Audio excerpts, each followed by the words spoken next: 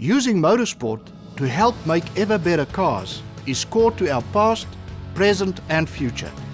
Let's hear how we're getting on. Toyota has a long history in motorsports, over 60 years.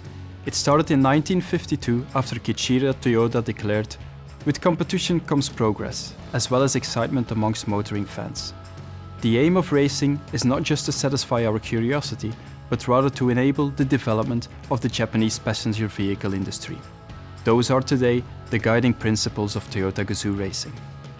Formed to unite all motorsport activity under one large umbrella, Toyota Gazoo Racing has three key elements: making ever better cars, developing people, and engaging with fans. Firstly, making ever better cars. Motorsport typically demands the maximum in terms of performance and endurance. Learning from these intense activities can be transferred into the engineering and technologies that are used in our road cars.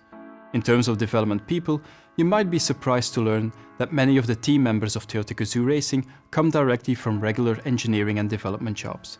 This is to ensure that they are immersed into the world of teamwork, challenge and critical decision making, and thereby giving them the opportunity to learn quickly and transfer their experience back into their regular projects.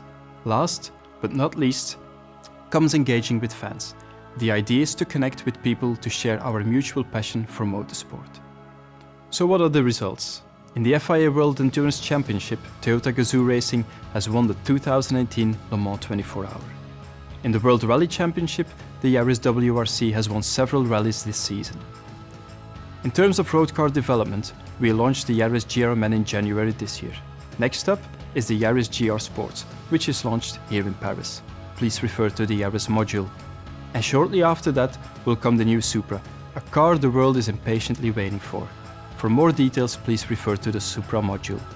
So there you have it, Toyota Gazoo Racing, making ever better cars.